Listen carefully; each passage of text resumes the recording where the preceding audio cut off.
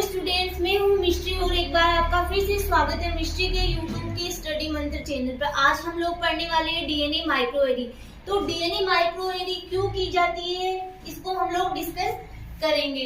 DNA microarray किसी gene के expression को जानने के लिए की जाती है। कोई जीन है, वो एक्सप्रेस हो रहा है, कितना एक्सप्रेस हो रहा है, कम हो रहा है या अधिक हो रहा है, इसको जानने के लिए डीएनए माइक्रोएरे की जाती है। वैसे तो डीएनए माइक्रोएरे किसी डिजीज की डायग्नोसिस करने के लिए भी की जाती है, तो ये एक प्रकार की से इसकी एप्लीकेशन में आती है। सबसे पहले हम लोग देखते हैं कि डीएनए माइक्रोएरे क्यों की जाती है। ये मान लो हमारे पास कोई भी जीन है या डीएनए है जो कि क्या हो रहा है, एक्सप्रेस हो रहा है। एक्सप्रेस हो गई, ट्रांसक्रिप्शन की प्रोसेस के द्वारा क्या बनाएगा, एमआरएनए बनाएगा। एमआरएनए के द्वारा क्या बनेगा, कोई भी प्रोटीन का फॉर्मेशन होगा ट्रांसलेशन की प्रोसेस के द्वारा। ठीक है, तो ये जीन कितना एक्सप्रेस है, ये जीन या डीएनए है वो कितना एक्सप्रेस हो रहा है, इसका पता करने के लिए हम लोग करते हैं डीएनए माइक्रोएरे। ये मान लो हमारे पास कोई भी माइक्रोस्कोपिक स्लाइड है जिसमें कि बहुत सारे स्पोर्स प्रेजेंट है।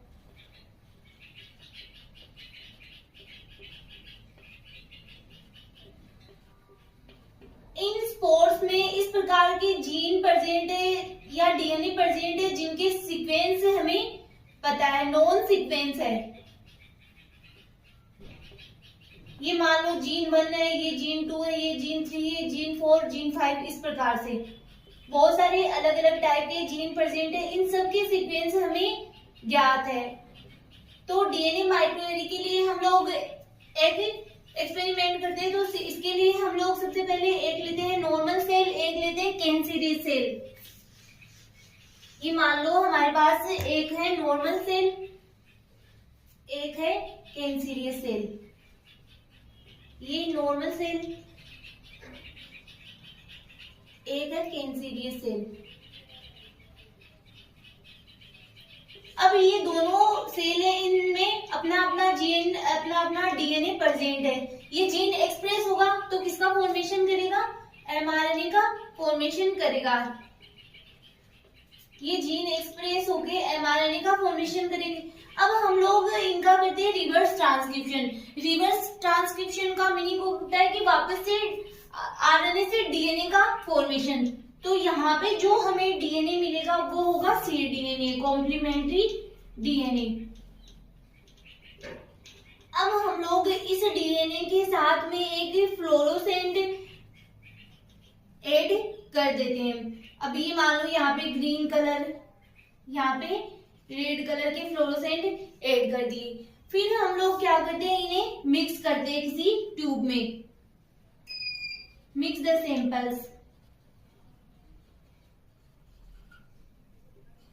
अब हम इन सैंपल्स को जब इसमें पोर करते हैं, ठीक है, तो हमारे पास ये क्या है, ये माइक्रोस्कोपिक स्लाइड है। इसके अंतर्गत जो जीन है उनके जीन के सीक्वेंस है हमें पता है। जब ये इसके अंतर्गत पोर होंगे तो मान लो जो हमारे पास हमने जो डीएनए लिया है वो किसी ना किसी के साथ में कॉम्प्लीमेंट्री हो सकता है, तो वो उसके साथ में क्या हो जाएगा, हाइब्रिड हो जाएगा, हाइब्रिडाइज।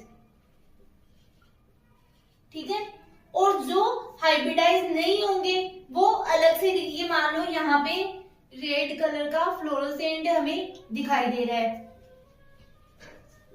तो हम लोग मान लेंगे वहां यहाँ पे कैंसरियस सेल का जीन एक्सप्रेशन हो रहा है।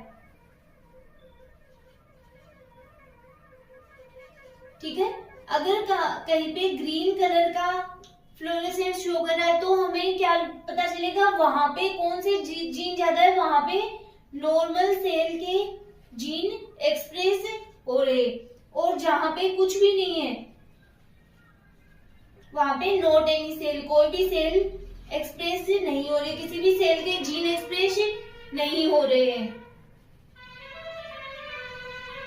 अगर कहीं पे येलो कलर शो हो रहा है तो इसका मतलब है वहां पे दोनों सेल के जीन एक्सप्रेशन हो रहे हैं, बोथ ऑफ द सेल। तो इस प्रकार से डीएनए माइक्रोएरे का यूज इसलिए किया जाता है किसी डिजीज का पता करने के लिए या फिर किसी डिजीज के डायग्नोसिस करने के लिए भी डीएनए माइक्रोएरी की जाती है। अब हम लोग ऐसे देखते हैं, यहाँ पे अगर हमें डीएनए ही लेना था तो हमने यहाँ पे एमआरएनए क्यों लिया, ठीक है। तो हमने एमआरएनए इसलिए लिया, इसमें भी जीन है, इसमें भी जीन है, ये एक्सप्रेस हो गए एमआरएनए बना रहे, बट किसका एक्सप्रेशन ज्यादा है, कि इसके जीन ज्यादा एक्सप्रेस हो रहे हैं या इसके जीन ज्यादा एक्सप्रेस हो रहे हैं, ये पता करने के लिए हमें इनके एमआरएनए ही एक्सट्रैक्ट करने होते हैं। क्योंकि अगर यहाँ पे सीडीएनए की मात्रा ज्यादा है तो हमें पता चल जाएगा उस जीन का एक्सप्रेशन ज्यादा है, इसलिए हमें एमआरएनए को एक्सट्रैक्ट किया जाता है। तो ये था आपके डीएनए माइक्रोएरी। आगे हम नेक्स्ट लेक्चर में नए टॉपिक के साथ